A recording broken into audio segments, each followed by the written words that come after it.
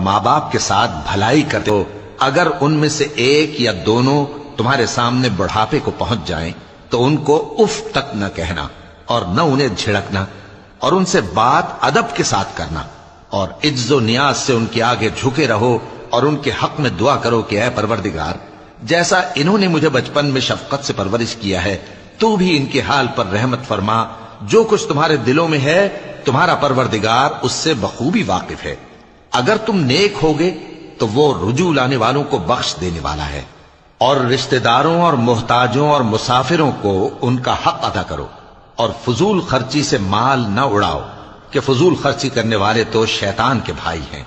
اور شیطان اپنے پروردگار کی نعمتوں کا کفران کرنے والا یعنی ناشکرا ہے۔ اور اگر تم اپنے پروردگار کی رحمت یعنی فراخ دستی کے انتظار میں جس کی تمہیں امید ہو ان مستحقین کی طرف توجہ نہ کر سکو تو ان سے نرمی سے بات کہہ دیا کرو، اور اپنے ہاتھ کو نہ تو گردن سے بندھا ہوا یعنی بہت تنگ کر لو کہ کسی کو کچھ دو ہی نہیں، اور نہ بالکل کھول ہی دو کہ سبھی کچھ دے ڈالو، اور انجام یہ ہو کہ ملامت زدہ اور حسرت زدہ ہو کر بیٹھ جاؤ۔ بے شک تمہارا پروردگار جس کی روزی چاہتا ہے فراخ کر دیتا ہے اور جس کی روزی چاہتا ہے تنگ کر دیتا ہے، وہ اپنے بندوں سے خبردار ہے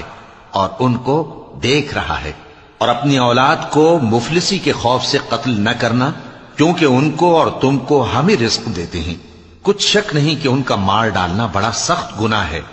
اور زنا کے پاس بھی نہ جانا کہ وہ بے حیائی ہے اور بری راہ ہے، اور جس جاندار کا مارنا اللہ نے حرام کیا ہے اسے قتل نہ کرنا مگر جائز طور پر یعنی بفتوائے شریعت،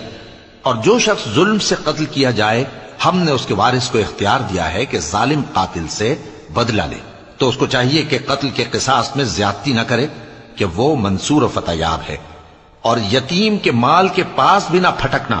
مگر ایسے طریق سے کہ بہت بہتر ہو، یہاں تک کہ وہ جوانی کو پہنچ جائے، اور عہد کو پورا کرو کہ عہد کے بارے میں ضرور پرسش ہوگی،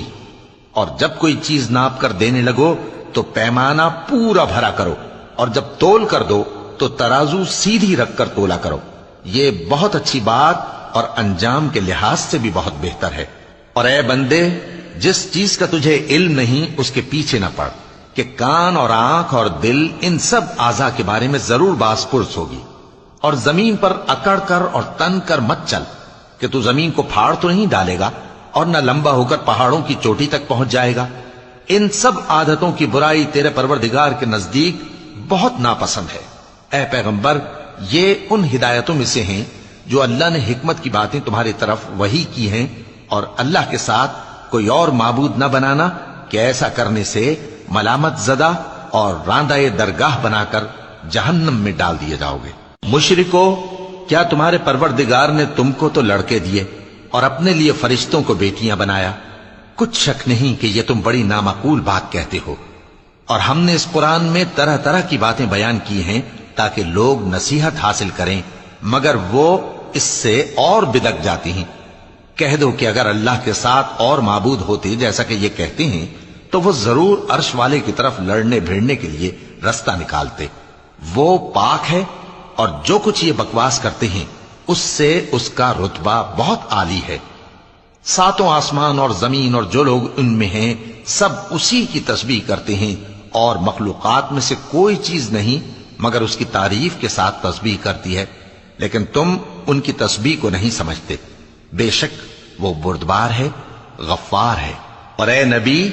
جب تم قرآن پڑھا کرتے ہو تو ہم تم میں اور ان لوگوں میں جو آخرت پر ایمان نہیں رکھتے چھپا ہوا پردہ یعنی حجاب ڈال دیتے ہیں،